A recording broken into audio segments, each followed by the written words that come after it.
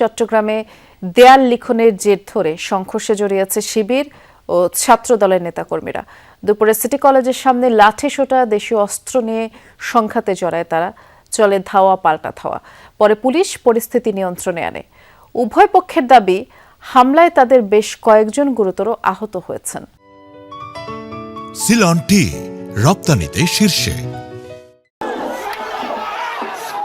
দিনভর এভাবে দফায় দফায় সংঘর্ষে জড়ায় চট্টগ্রাম সিটি কলেজ ছাত্রদল এবং ছাত্র শিবিরের কর্মীরা।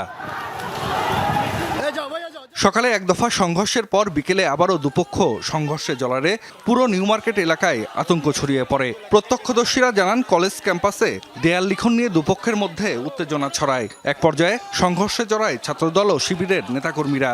চলে ইটপাটকেল নিক্ষেপ, ধাওয়া পাল্টা ধাওয়া। আহত হন বেশ কয়েকজন। এ ঘটনার জন্য শিবিরকে দায়ী করেছে ছাত্রদল। তবে বিষয়টি নিয়ে এখনও শিবিরের বক্তব্য পাওয়া যায়নি।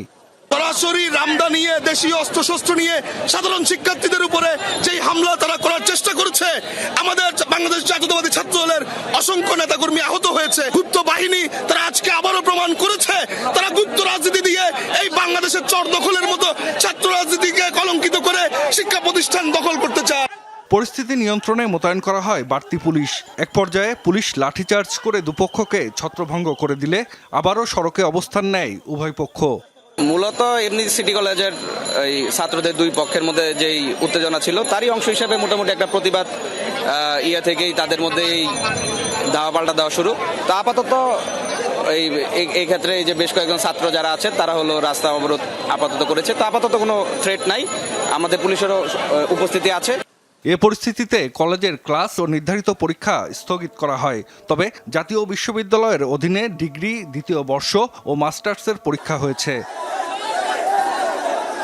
জাহিদ হাসান, যমুনা নিউজ।